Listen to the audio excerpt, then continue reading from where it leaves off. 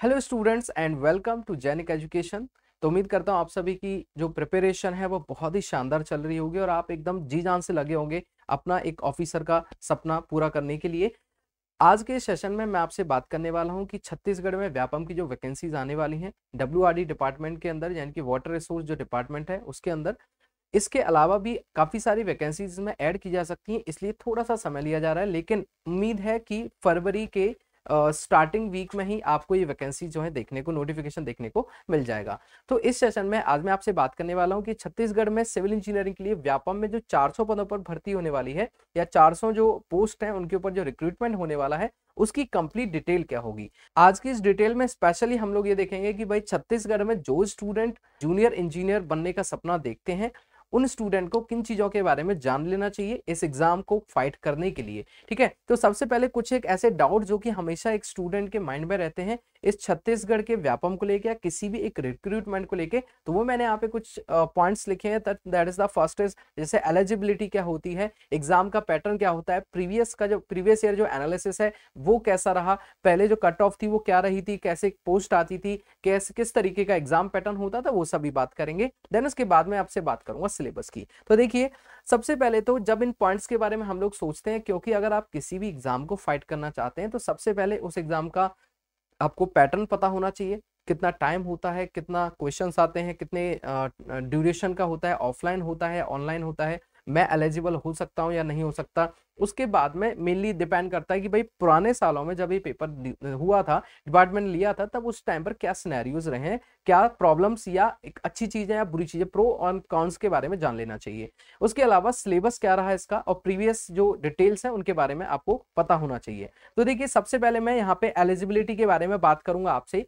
तो एलिजिबिलिटी अगर हम लोग देखते हैं तो पहला पॉइंट जो दिमाग में आता है कि सर हम बीटेक वाले स्टूडेंट अप्लाई कर सकते हैं या डिप्लोमा वाले स्टूडेंट अप्लाई कर सकते हैं। तो इस एग्जाम के अंदर अभी तक जो रिक्रूटमेंट होती रही है उनके अनुसार आप बीटेक और डिप्लोमा दोनों ही स्टूडेंट इस एग्जाम को इजीली टारगेट कर सकते हैं, अप्लाई कर सकते हैं। दूसरी चीज, सबसे जो मेन चीज आपको जान लेनी चाहिए कि यहाँ पे सिर्फ और सिर्फ छत्तीसगढ़ के स्टूडेंट ही इस एग्जाम के लिए फॉर्म अप्लाई कर पाएंगे। ठीक है, दूसरा जो पॉइंट है इस जगह पे ध्यान रखेंगे कि एग्जाम का जो लेवल है वो बहुत ज्यादा हार्ड नहीं होता है, बहुत ज्यादा मॉडरेट नहीं होता, लेकिन हम लोग ये लेकर के जरूर चल सकते हैं कि वो इजी से मॉडरेट तक वेरी करता है, बहुत ज्यादा टफ तो नहीं आता है। ठीक है, उसके बाद में एक और चीज जो दिमाग में आती है कि सर एग्जाम का जो मोड है वो कैसे होने वाला है। तो ये एग्जाम आपका ऑफलाइन ही कंडक्ट कराया गया है आज तक, लेकिन जो सिचुएशन को ध्यान में रखते हुए, पेंडेमिक आ गया है, कोई भी सिचुएशन बन सकती है, तो ये एग्जाम हो सकता है ऑनलाइन भी हो, लेकिन मोस्ट प्रोबेबली ये एग्जाम इस बार भी ऑफलाइन लिया जाएगा। ठीक है, तो ये पॉइंट आपके दिमाग में क्लियर हो कि बीटेक और डिप्लोमा वाले स्टूडेंट ही अप्लाई कर सकते हैं जिनका बीटेक या डिप्लोमा कंप्लीट हो चुका है। जो एपियरिंग स्टूडेंट है वो इस एग्जाम में अप्लाई नहीं कर सकते हैं। ओके, तो exam easy to moderate level का आने वाला है, ऑफलाइन होगा, सिर्फ छत्तीसगढ़ के स्टूडेंट और साथ में बीटेक और डिप्लोमा वाले स्टूडेंट ही अप्लाई कर सकते हैं। दूसरा जो पॉइंट अपने दिमाग में आता है वो है इसका एग्जाम पैटर्न, और उसके बारे में जान लेना सबसे ज्यादा महत्वपूर्ण, सबसे ज्यादा जरूरी है। देखिए, एग्जाम पैटर्न में सबसे एक पहला पॉइंट मैंने लिखा है कि ये जो पेपर है आपका हिंदी और इंग्लिश दोनों ही लैंग्वेज के अंदर देखने को मिलता है। ठीक है, हिंदी और इंग्लिश दोनों के अंदर। उसके अलावा नंबर ऑफ क्वेश्चंस की अगर मैं बात करता हूं तो टोटल मिला के 150 क्वेश्चंस यहां पे आपको देखने को मिलते हैं, और टोटल मार्क्स की भी मैं बात करूंगा तो 150 मार्क्स का ये पेपर होता है, यानी कि एक क्वेश्चन आपका 1 नंबर का। मैंने बहुत ही क्लियर बेसिस पर, बहुत ही क्लियर शब्दों में लिखा है कि 150 मार्क्स का पेपर होगा, 150 क्वेश्चन होंगे, एक क्वेश्चन 1 नंबर का होगा। और बहुत जो सबसे मेन ध्यान जो रखने वाली बात है वो है इसका टाइम ड्यूरेशन, यानी कि सिर्फ और सिर्फ इसमें आपको 150 क्वेश्चन सॉल्व करने हैं, लेकिन टाइम आपके पास काफी ज्यादा है, 3 आवर्स आपके पास में टाइम है, यानी कि 180 मिनट्स आपके पास में इस पेपर को सॉल्व करने के लिए। जो बच्चा अगर ध्यान से एक बार टारगेट कर ले कि मेरे को टेक्निकल पे फोकस्ड रहना है, तो बहुत इजी वे में इस एग्जाम को क्रैक कर सकता है। और सबसे अच्छी जो बात है वो ये है कि इसमें जब सब्जेक्ट की मैं बात करूंगा तो ये ओनली एंड ओनली आपका सिविल इंजीनियरिंग का पेपर होगा। इसमें जितने भी क्वेश्चंस आने वाले हैं वो only and only civil engineering से होंगे, और इसके लिए भी एक स्पेसिफाइड सिलेबस डिजाइन किया गया है डिपार्टमेंट की तरफ से, उसको हम लोग आगे डिस्कस करने वाले हैं इसी वीडियो के अंदर। तो देखें, एक बार ये चीज आपके माइंड में फिट हो गई होगी कि सर 3 घंटे का जो एग्जाम होगा उस एग्जाम के अंदर आपको 150 क्वेश्चंस मिलेंगे, और 150 क्वेश्चन में एक क्वेश्चन आपका 1 नंबर का रहने वाला है। ठीक है, दूसरी बात, यहाँ पे क्या कट ऑफ जो जाएगी तो उसके लिए नेगेटिव मार्किंग भी होगी, तो बिल्कुल डेफिनेटली जो आपकी नेगेटिव मार्किंग है वो यहाँ पे 1/4 बोल सकते हैं, 0.25 की आपकी नेगेटिव मार्किंग देखने को मिलेगी। तो इस एग्जाम पैटर्न को आप अपने जो है करिकुलम में फिट कीजिए कि अगर मैं छत्तीसगढ़ में एक जूनियर इंजीनियर बनने का सपना देख रहा हूं तो मुझे एक पेपर देना है जिस पेपर के अंदर only and only technical question आएंगे 150, एक क्वेश्चन 1 नंबर का होगा और साथ में 3 घंटे का वो पेपर लिया जाएगा और उसमें नेगेटिव मार्किंग जो होगी वो 0.25 की होने वाली है। तो ये एग्जाम पैटर्न समझ में आ गया, आपको एलिजिबिलिटी समझ में आ गई कि भाई कौन कौन से स्टूडेंट अप्लाई हो सकते हैं, मोड ऑफ द एग्जाम क्या है, लेवल ऑफ द एग्जाम क्या है, सारी चीजों के बारे में हमने बात कर ली। अब जो इसका इंपॉर्टेंट पॉइंट था, जैसे मैं अगर प्रीवियस सिनेरियो की बात करता हूं आपसे, तो प्रीवियस में हमने बात की थी प्रीवियस एनालिसिस की, ठीक है। तो एलिजिबिलिटी हम लोग जान चुके हैं, इसका हम लोग एग्जाम पैटर्न हम लोग अच्छे से जान चुके हैं। अब मैं बात करूंगा प्रीवियस एनालिसिस की।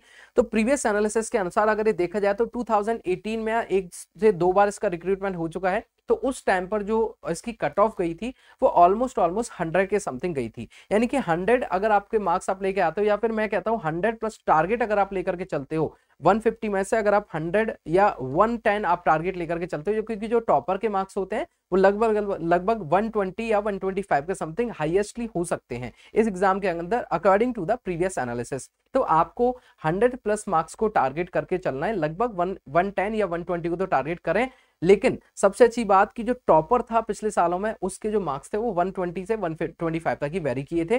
तो आप लोग ये समझ सकते हैं कि इस एग्जाम में अगर आप 100 मार्क्स भी लेके आ जाते हैं तो इजीली आपका जनरल पे बता रहा हूं मैं, जनरल कैटेगरी वाले बच्चे को 100 मार्क्स भी अगर आपके आ जाते हैं तो इस एग्जाम में इजीली सिलेक्शन मिल जाएगा, ठीक है। तो प्रीवियस एनालिसिस के बारे में जो समझ में आ रहा है कि सिलेबस जो ये जो डिपार्टमेंट हमेशा जो सिलेबस फॉलो करता रहा है, छत्तीसगढ़ व्यापम जो सिलेबस को फॉलो करता रहा है, पुराने सालों में भी सेम रहा है और उम्मीद करते हैं कि इस साल में भी ये सेम रहने वाला है। लेकिन कुछ बदलाव भी हो सकते हैं, उनके बारे में आपसे आगे इसी वीडियो के अंदर बात करने वाला हूं, ठीक है। तो प्रीवियस एनालिसिस आपने समझ लिया। अब हम लोग इसमें बात करेंगे कि अब इस एग्जाम का सिलेबस क्या रहता है, ठीक है। तो देखिए एक बार सिलेबस की अगर मैं बात करूं तो डिपार्टमेंट ने टोटल मिला के इस पूरे सिलेबस को 10 टेक्निकल सब्जेक्ट्स में या 10 सिविल इंजीनियरिंग सब्जेक्ट्स में डिवाइड किया है, जिसमें से ये भी बताया गया है कि इस सब्जेक्ट में कौन से पोर्शन से आपसे क्वेश्चन पूछे जाएंगे। जैसा कि सबसे पहला जो सब्जेक्ट यहाँ पे लिखा गया दैट इज बिल्डिंग मटेरियल, और जरा मैं साइड में होकर आपको एक बार प्रॉपर अच्छे से दिखाता हूं कि यहाँ पे जैसे ब्रिक्स है, सीमेंट हो गया, सीमेंट मोटार है, कंक्रीट है, इन सभी डिटेल्स को आपको बहुत ही अच्छे से यहाँ पे समझा रखा है, ठीक है। आप देख सकते हैं ब्रिक में क्या क्या आएगा, सीमेंट में क्या होगा, सीमेंट मोटार में क्या आएगा, कंक्रीट में क्या आएगा, वो सभी आपको बता रखा है। उसके अलावा अगर मैं नेक्स्ट स्लाइड पे जाता हूं तो नेक्स्ट स्लाइड में आप देख पाएंगे कि यहाँ पे स्ट्रक्चर एनालिसिस मतलब टॉस जिसको बोलते हैं हम लोग, उसके अलावा design of the steel structure, design of the concrete and masonry structure. तो हर एक चीज के बारे में डिफाइन किया गया है, जैसे कि design of the steel structure में आपको दिखा रखा है कि जो principle of the working stress हो गया, वर्किंग स्ट्रेस मेथड, या फिर डिजाइन ऑफ द कनेक्शंस वगैरह हो गए, सिंपल मेंबर हो गया, टेंशन मेंबर, कंप्रेशन मेंबर, इन सभी के बारे में आपसे क्वेश्चन पूछे जाएंगे। सेम ऐसे design of the concrete and the masonry structure मतलब आरसीसी, और साथ में जो कंक्रीट के स्ट्रक्चर है उनके बारे में आपसे क्वेश्चन पूछे जाएंगे। उसके अलावा ये आपके 4 सब्जेक्ट हो चुके हैं, पहला अपना बीएमसी था यानी कि बिल्डिंग मटेरियल, उसके बाद में स्ट्रक्चर एनालिसिस के बाद में design of the steel structure, then design of the concrete and the masonry structure. Next अगर मैं देखता हूं तो यहाँ पे सिलेबस में 5वां जो सब्जेक्ट है वो है कंस्ट्रक्शन प्लानिंग या construction practice, planning and the management, जिसमें आपका सीपीएम पार्ट भी हो सकता है, साथ में आपका एस्टिमेशन कॉस्टिंग के जैसे एस्टिमेशन कॉस्टिंग होता है सेम इसी तरीके का आपका प्लानिंग एक सब्जेक्ट होता है, प्लानिंग एंड मैनेजमेंट और कंस्ट्रक्शन, तो वो भी आपके क्वेश्चन पूछे जाएंगे। उसके अलावा सॉइल मैकेनिक्स या फिर जियोटेक इसको हम लोग बोलते हैं, फिर उसके बाद में सर्वेइंग इंजीनियरिंग। तो पूरा जो सिलेबस है वो बहुत ही अच्छे से डिफाइन यहाँ पे हो रखा है, आप देख सकते हैं उस सिलेबस को, ठीक है। उसके बाद में नेक्स्ट अगर मैं सब्जेक्ट की बात करता हूँ तो यहाँ पे ट्रांसपोर्टेशन इंजीनियरिंग होगा। ट्रांसपोर्टेशन इंजीनियरिंग की हाईवे के बारे में हम लोग बात करेंगे और क्या क्या चीजें पूछी जाएंगी वो आपका लिखा हुआ है। देन उसके बाद में 9th जो सब्जेक्ट है that is the estimation and costing, और सबसे लास्ट में लिखा हुआ है पीएचई। अब पीएचई जो होता है भाई, कई सारे बच्चे समझते हैं कि पूरा एनवायरमेंट पढ़ के हमको जाना है, लेकिन एक्चुअली में ये एनवायरमेंट नहीं होता है, ये एनवायरमेंट का एक छोटा सा पार्ट है पीएचई, ठीक है। पब्लिक हेल्थ डिपार्टमेंट जो होता है, पब्लिक हेल्थ जो इंजीनियरिंग है उसको हम लोग पीएचई बोलते हैं। तो आपको ये चीज समझ में आई कि मैं इस एग्जाम को अगर टारगेट करता हूं तो सर ने ये बताया कि easy to moderate exam level है, टेक्निकल की तरफ आपको सिर्फ और सिर्फ ध्यान देना है, नॉन टेक्निकल में भागना नहीं है, क्योंकि नॉन टेक्निकल का 0 वेटेज है इस जगह पर, ठीक है। आपको सिर्फ और सिर्फ टेक्निकल पे फोकस्ड रहना है, 10 सब्जेक्ट को कवर करना है और एक एक हर एक वर्ड लिखा हुआ है कि कौन से सब्जेक्ट से कौन से टॉपिक से क्वेश्चन पूछे जाएंगे।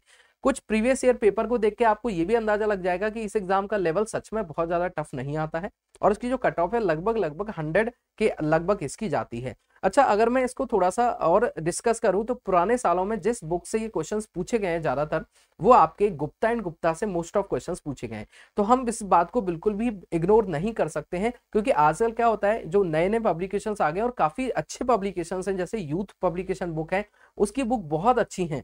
लेकिन फिर भी ये जो एग्जाम है पुराने सालों का अगर सिनेरियो देखें तो गुप्ता एंड गुप्ता से आया है, तो उस बुक को पर्टिकुलरली इस एग्जाम के लिए आप फॉलो कर सकते हैं। ठीक है, और अगर मैं बात करूं इस एग्जाम के अंदर जो सब्जेक्ट का वेटेज होता है, जैसे 10 सब्जेक्ट आपके किए गए हैं तो लगभग लगभग सभी का 15 क्वेश्चन जो होंगे हर एक सब्जेक्ट से आपके पूछे जाते हैं। तो लगभग अगर आप करेंगे तो 150 को अगर डिवाइड कर देंगे आप 15 से या 10 सब्जेक्ट से, तो 15 क्वेश्चन एवरेज निकल के आ जाएगा।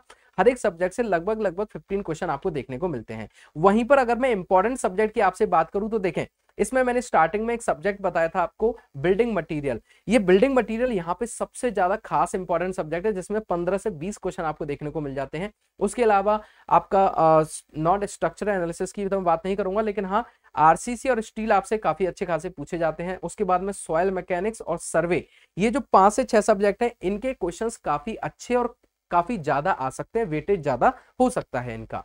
अब बात ये आती है कि सर अगर मान लीजिए पीएचईडी डिपार्टमेंट या फिर अदर डिपार्टमेंट में भी इसमें अगर जो रिक्रूटमेंट सीट है वो अगर बढ़ती हैं, लगभग 700 से 800 सीट भी हो सकती हैं, इसी वजह से इनको थोड़ा सा डिले किया जा रहा है। ओके, तो अगर ये सीट्स बढ़ जाती हैं और कुछ डिपार्टमेंट के एग्जाम्स और लिए जाते हैं, तो वहां पर हो सकता है कि इस पूरे सिलेबस में आपने एक चीज नोटिस की होगी, 2 सब्जेक्ट इसके अंदर आपको देखने को नहीं मिलती हैं। एक है आपका इरिगेशन और दूसरा है आपका फ्लूइड मैकेनिक्स। तो इरिगेशन और फ्लूइड मैकेनिक्स भी इस सिलेबस में ऐड किए जा सकते हैं। तो अगर वो ऐड किए जाएंगे तो डेफिनेटली जैसे ही नया सिलेबस आएगा आपको पता चल जाएगा। लेकिन according to the department discussion, जैसा मेरी कुछ लोगों से बात हुई है, तो उसके अकॉर्डिंग मैं ये समझ रहा हूं कि इस एग्जाम में शायद ही इसका सिलेबस कुछ मॉडिफाई होगा, यही सेम सिलेबस रहने वाला है। चलिए अब हम लोग आगे एक बात कर लेते हैं। सभी आपने समझ लिया, यहां पर ये जो सब्जेक्ट्स हैं 10 सब्जेक्ट हैं, 10 सब्जेक्ट के लिए आपको प्रिपेयर करना है। अगर आप हमारे साथ जुड़ना चाहते हैं और साथ में आप हमारे पेड कोर्स या फ्री क्लासेस को आप एक्सपीरियंस करना चाहते हैं, तो आप हमारा जेनिक लर्निंग ऐप जो एप्लीकेशन है आप उसे डाउनलोड कर सकते हैं गूगल प्ले स्टोर से। और साथ में अगर आपको कोई भी क्वेरी है regarding the courses, regarding the syllabus, regarding any query about the CG Vyapam, तो आप हमें इन नंबर पे व्हाट्सएप भी कर सकते हैं। तो आप जब इस जेनिक लर्निंग ऐप को डाउनलोड करेंगे तो यहाँ पे आपको thousands of the free material और साथ में आपको बहुत सारे पेड कोर्सेज मिलेंगे जो स्पेशली आपके पर्टिकुलर किसी एग्जाम को टारगेट करते हैं। ठीक है, और सबसे अच्छी बात कि हम लोग इस एग्जाम के लिए पर्टिकुलरली एक बहुत बढ़िया कोर्स लेके आने वाले हैं, जो कि पूरा का पूरा लाइव फॉर्म में होगा। और उस एग्जाम को अगर आप उस कोर्स को पढ़ते हैं, उस कोर्स को अगर आप फॉलो करते हैं, क्योंकि देखिए जब इस एग्जाम की वैकेंसी आएगी तो आपको बहुत ज्यादा समय नहीं देगी कि आप इस एग्जाम में बैठिए और आपको 10 महीने 7 महीने 8 महीने दे दिया। आपको सिर्फ और सिर्फ ज्यादा से ज्यादा 100 डेज मिलेंगे, जिसमें आपको पूरी की पूरी जो एग्जाम है वो भी हो जाएगी। और लगभग 4 से 5 महीने के अंदर तो ये जो एग्जाम है आपका वो शायद ज्वाइनिंग भी दे देता है, क्योंकि छोटी रिक्रूटमेंट है, जल्दी कराई जा सकती है। ठीक है, उम्मीद करता हूं कि ये वाली जो पूरी इंफॉर्मेशन है ये आपके लिए काफी ज्यादा हेल्पफुल रही होगी। ठीक है, और अगर आप जेनिक के साथ अभी तक नहीं जुड़े हैं तो जेनिक को अभी आप चैनल को फॉलो कीजिए इसी तरीके की नॉलेज के लिए। और साथ में आप देख सकते हैं चैनल के ऊपर thousands of the demo videos पड़े हैं, जिनको देखकर आप अंदाजा लगा सकते हैं कि हमारा जो कंटेंट है वो पेड कोर्स में आपको क्या मिलने वाला है। ठीक है, तो बहुत जल्दी हम लोग मिलते हैं एक नए लाइव कोर्स के लिए for specially design for the Chhattisgarh Vyapam. पूरी टीम के साथ आपके साथ मिलूंगा, तब तक के लिए thank you so much guys, bye bye and all the best.